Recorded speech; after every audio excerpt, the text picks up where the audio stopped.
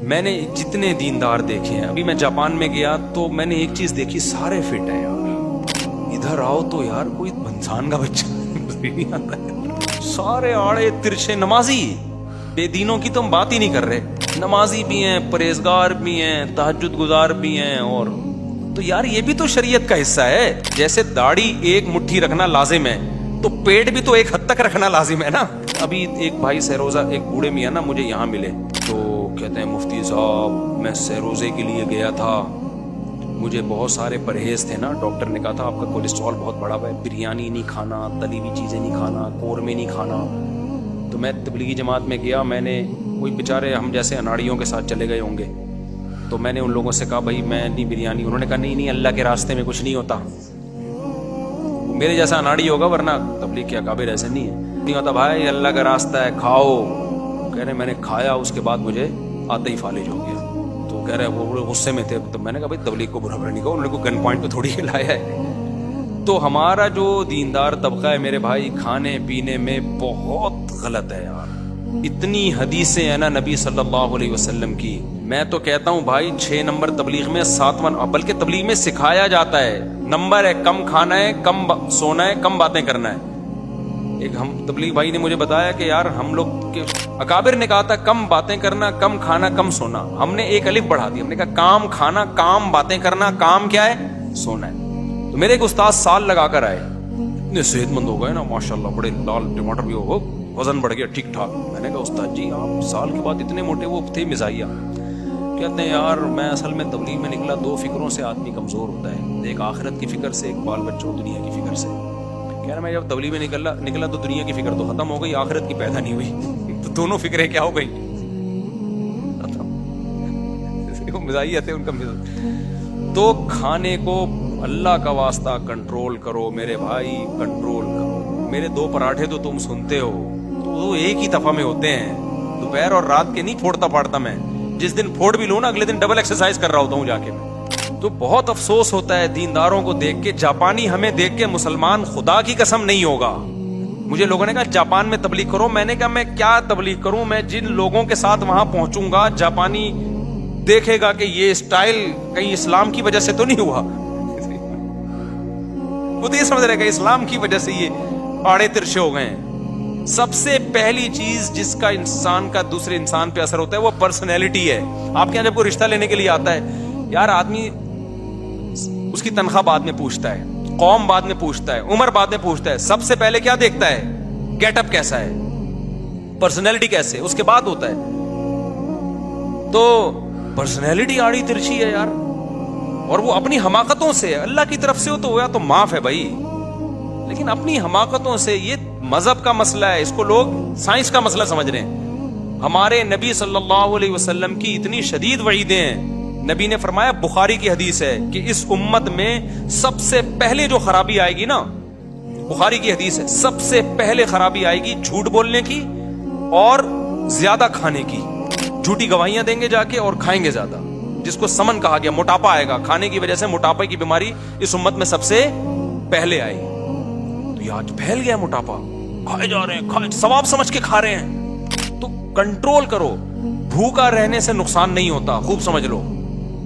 کہتے ہیں سائنسدانوں نے تجربہ کیا کہ آدمی بھوکا رہنے کے بعد کتنے دنوں بعد مرے گا. تو پتہ نہیں کتنے دن تک وہ ڈاکٹر نے اس کو دیکھا کہ مر نہ جائے نا، مرنے لگے. تو تجربہ کیا بھائی بہت بھوکا رہنے میں پتہ ہے کیا ہوتا ہے؟ آپ جب بھوکے رہتے ہو اتنے آرام سے نہیں ہوتا. پہلے کیا ہوتا ہے کہ آپ کے جو باڈی میں اضافی شوگر ہے وہ پہلے باڈی استعمال کرتی ہے مرنے سے بچانے کے لیے. پھر آپ کا فیٹ ختم ہونا شروع ہوتا ہے. باڈی کہتی ہے بھی ماریں گے نہیں، آپ کو تکلیف تو ہوگی بھوک سے.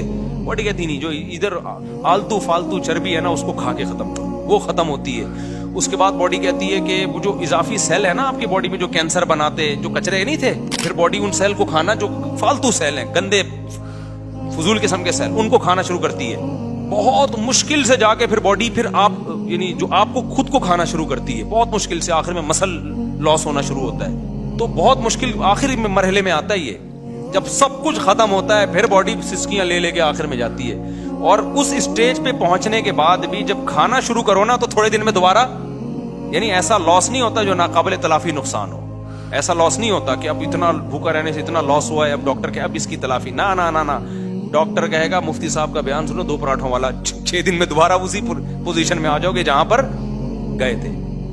तो पहले डॉक्टर इस बात को नहीं मानते थे, अब तो डॉक्टरों ने भी मानना शुरू कर दिया है कि ज्यादा खाओ तो फिर वो खाए जो जिम जा रहा है, उसके लिए हलाल है ज्यादा खाना, क्योंकि उसकी एनर्जी इस्तेमाल हो। लेकिन वो भी ज्यादा ये नहीं खाए पराठे मराठे, तो मैं बोलता रहता हूँ मुझे अच्छे बहुत लगते हैं, क्या करूँ। तो वो भी फिर ज्यादा जो है ना प्रोटीन वाली चीजें, अंडे मंडे हो गए और जो खानदानी चीजें हैं वो खाए ज्यादा। तो हमारे यहाँ तो जो तरीके से फोड़ा जा रहा है भाई, बर्बाद हो रहे हैं। पिज्जे बर्गर हजम कैसे होते हैं, मैं तो मुंह में एक निवाला पिज्जे का मेरे हलक से नहीं उतरता। तो इंसान के बच्चे बनना चाहिए अपनी। अच्छा ये बात जहन में रखो कि जब हम खाना पीना कम करते हैं ना, बॉडी एहतजाज करती है, तो आपको बॉडी में लगता है कमजोरी हो रही, वो कमजोरी नहीं होती, वो आपकी बॉडी को चूंकि लत पड़ चुकी है, नशा है, वो जिस्म टूट रहा होता है। तो 21 दिन माहिरीन कहते हैं कि कोई भी खुराक 21 दिन तक कंटिन्यू कर लो ना, ये अपने लाइफ स्टाइल को, तो 21 दिन में आदत पड़ जाती है। तो अभी रमजान आने वाला है ना, 1.5-2 महीने बाद, तो रमजान में इरादा कर लो अपनी खुराक को खानदानी बना देंगे, समझ रहे हो। भूखा तो रह नहीं है, तो इफ्तारी में कंट्रोल कर लो, पकोड़े मकोड़े ना खाओ इफ्तारी में, खजूरें खाओ, जैतून पियो।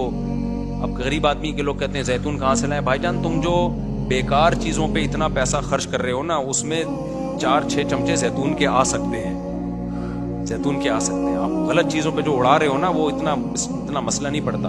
तो ये रमजान में पैकेज बना लें कि यार अपनी खुराक को क्या करना है, कंट्रोल करके ऐसे अपने पेट को कम करना है। हमारे नबी को मोटे पेट, जो खाने की वजह से उससे नफरत थी, आपने एक यहूदी का तोन देखी जो खाने की वजह से, मैं बार बार कह रहा हूँ, किसी वैसे ही नेचुरली हो तो एक अलग बात है, बड़े बड़े बुजुर्ग हमने देखे हैं बहुत थोड़ा खाते हैं लेकिन उनका पेट बड़ा हुआ है कुदरत की तरफ से। आपने एक यहूदी की तोन देखी ना, खा खा के मोटा हो गया था, इतनी लंबी, तो आपने फरमाया तूने क्या तौरात में नहीं पढ़ा कि अल्लाह को मोटे पेट वाले से नफरत है। तो जो खा खा के गैंडे होते जा रहे हैं और कहते खाओ बस अल्लाह के नाम पे खाओ, तो कुछ भी नहीं होता। हलाल का खाया हुआ हमेशा लगता है जाके, और अल्लाह के नाम पे खाओ। अबे ये सब डॉक्टरों की बातें हैं, जिस दिन मरना है उस दिन मरना है, कब्र, वो बात सही है, जिस दिन मरना है उस दिन मरना है, लेकिन तेरे बारे में अल्लाह को पहले से पता था कि ये इन हवाकतों से उस दिन मरेगा, जिस दिन मरने का चांस नहीं था, ये पहले मरेगा। पहले से तकदीर में अल्लाह को तो पता होता है ना, मरेगा तो टाइम पे ही, लेकिन तेरा टाइम ही अल्लाह ने कम लिखा हुआ है। अल्लाह को पता है कि ये नालायक इतनी तकरीरें सुन के भी टस से मस नहीं होगा।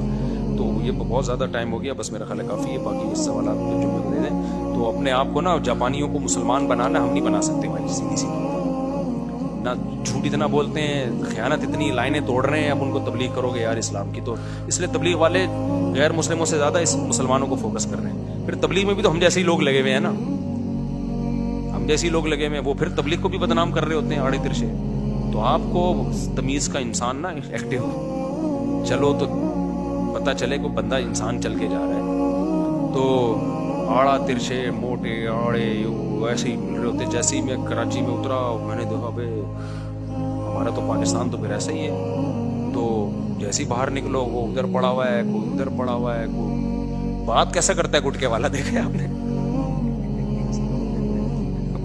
सूसा बोलेगा वो